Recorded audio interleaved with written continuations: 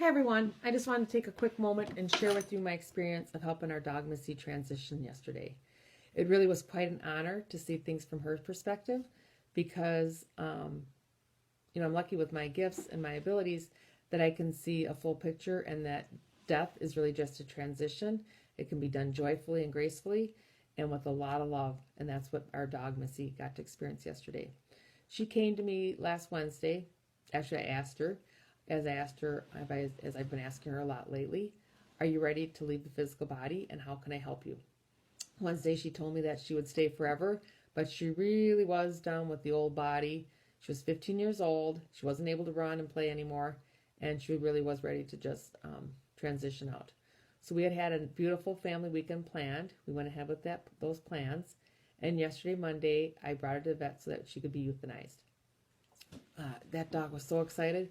She kept showing me all day how she wanted to leave, how she would miss us in the physical form. She would miss being with us physically. She'd miss the pets. She'd miss the connections, but that she was excited to get out and run again.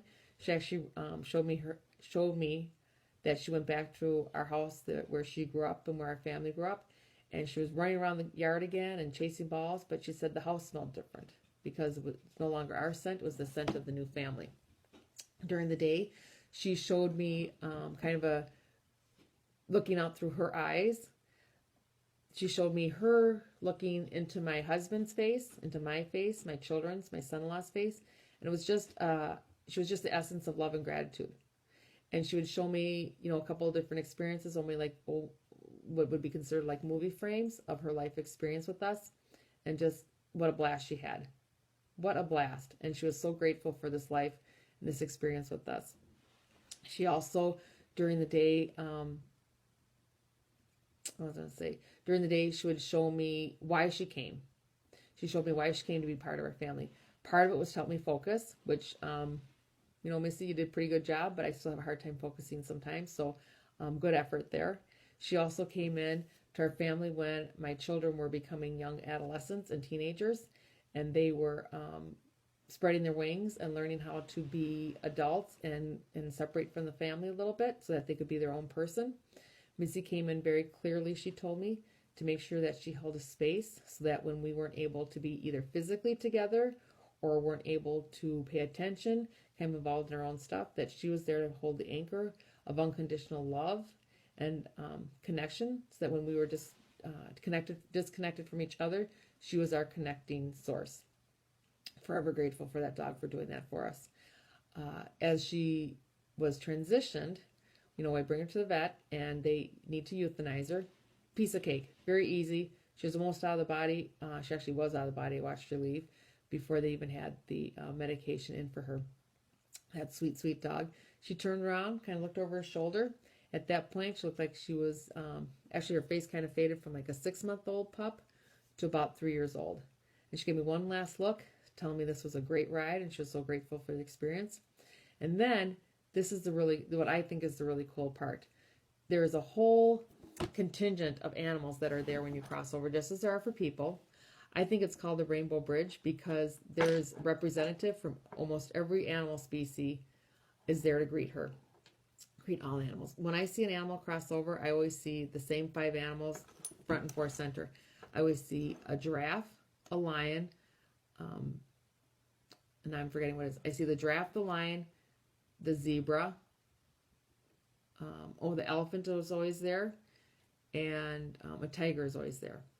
And then, yesterday I saw like 14 different dogs, 13, was it 13? About 13 different cats, a lot of the jungle animals, domestic animals, pigs, cows. I saw a mouse, I saw a badger.